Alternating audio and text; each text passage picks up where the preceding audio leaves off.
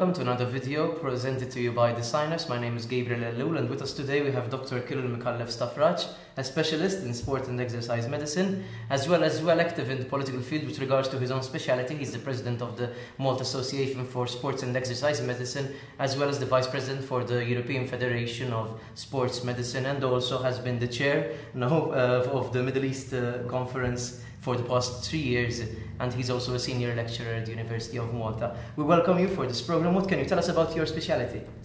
Right. First of all, thank you for the invite. I love talking about sports and exercise medicine. It's a relatively new specialty in Malta, definitely.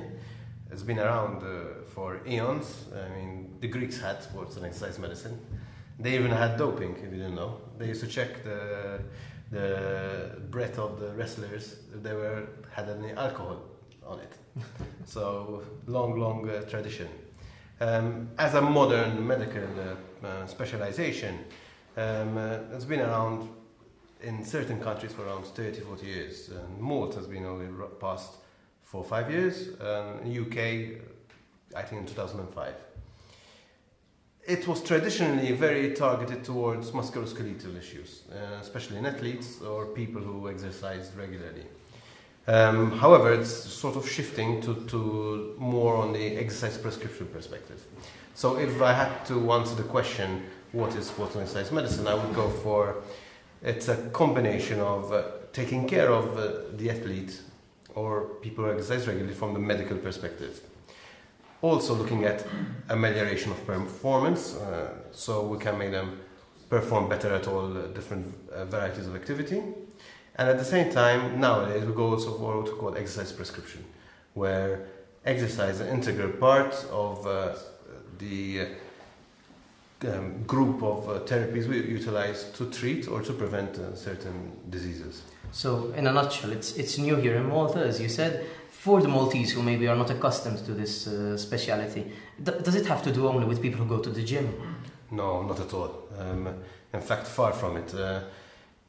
We, as sports and exercise medicine specialists, work a lot with musculoskeletal issues on a generic base, much less than only from sports perspective. So non-operative related musculoskeletal issues are dealt very well by people in my speciality.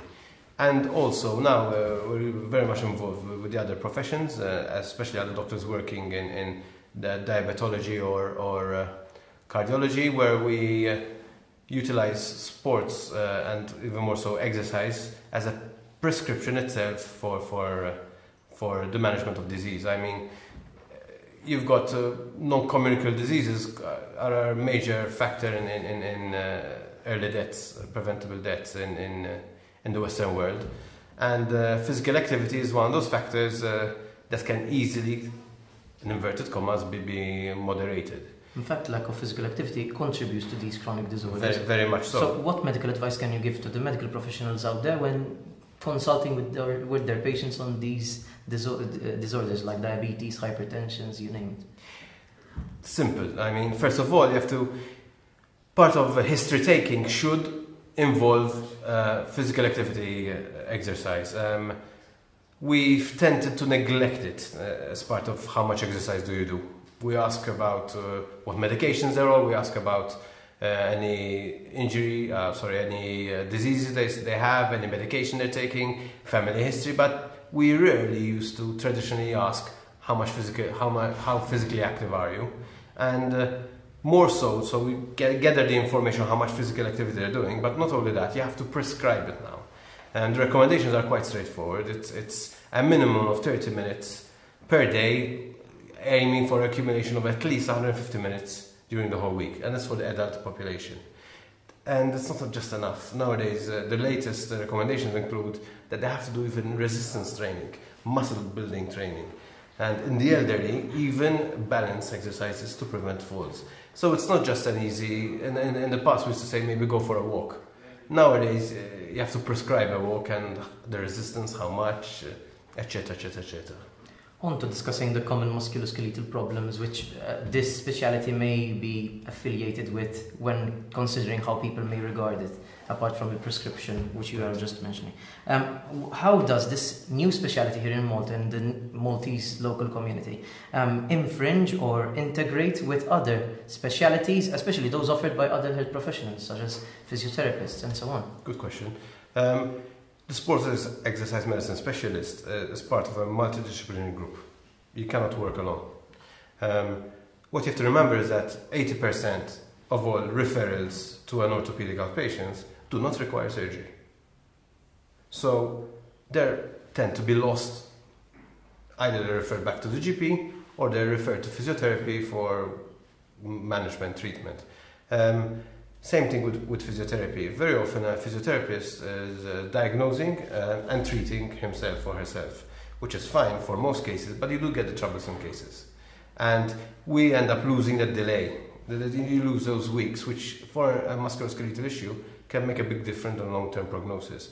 So the role of a sports exercise medicine specialist or consultant is to integrate all these professions and give a uniform service. It's not, in the past, 10, 20 years ago when I started working in sports medicine, there was a mentality of you and I, you guys and us, we're fighting, almost, trying to edge ourselves into a profession.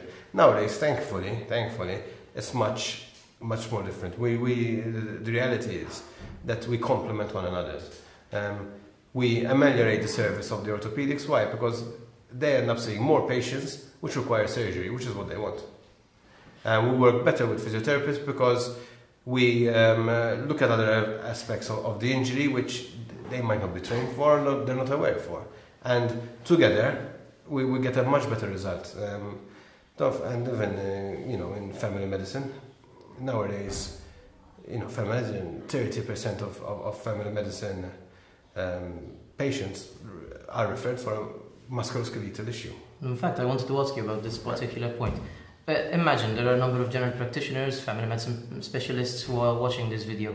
Would it be worthwhile for them to invest their time and energy to train in your particular field and have a more basic knowledge of what you are saying right now? Yes, very much, very much so. Two main avenues. One, specifically musculoskeletal, because it forms such a large part of their practice, and also exercise prescription, which is another integral part of what the general practitioner ideally is doing. I don't think it's the role of a sports and exercise medicine specialist to not only prescribe exercise but also follow up. I think it's more the family medicine specialist who's caring for the patient on a weekly basis, daily basis, who has a very large knowledgeable base of the local scenario. Because for me it might be easy in my office, wherever it is, in my clinic, saying, okay, you need to go walking regularly. But if you live in the middle of Hamrun, for example, and walking is an issue of safety, a local GP might have other options which are local knowledge, which is more relevant to the patient's issues. Their own lifestyle as well. And the follow-up. Because, for people to start undertaking exercise on a regular basis, use the word lifestyle. Yes, it's part of a healthier living. Walking more, moving more, sedentary lifestyle has to be decreased because that's a major issue which we don't tackle enough. Who's going to follow them up, these patients? The specialist who sees them once every 6 months, or the family medicine specialist who sees them regularly and can really follow and monitor and see the beneficial effects. And if there are any issues, change. With the family medicine specialist changes medication according to the outcome. Same has to be with exercise. And yes, they do need a strong knowledge base. It's a bit weak right now. Not for everyone, thankfully. There are a number of family medicine specialists who have a special interest in sports and exercise medicine. But we need more of that. We really need more of that. So in light of this, how do you see your speciality developing here in Malta for years to come? I think people are aware of this big obesity crisis, which everyone gives a good hoo-ha about. And many public health authorities and WHO itself. In fact, WHO has issued a 25 by 25 target, that by 2025 they want to decrease non-communicable diseases by 25%. And to achieve this, they are aiming to have 0 increase in diabetes and obesity and a 10% decrease in physical inactivity. So there's a specific target to decrease physical inactivity. And I think the role of sports and exercise medicine is, in the future, will be more on a public health perspective, where we work hand-in-hand with public health, family medicine and other people to target specifically health promotion aspects as well. Thank you, Doctor, for the time which you've devoted for this program. I hope that this has helped clear out some common misconceptions and questions which you had with regards to sports and exercise medicine here in Malta. We will be providing you more informative videos in the weeks to come. Thank you for your time.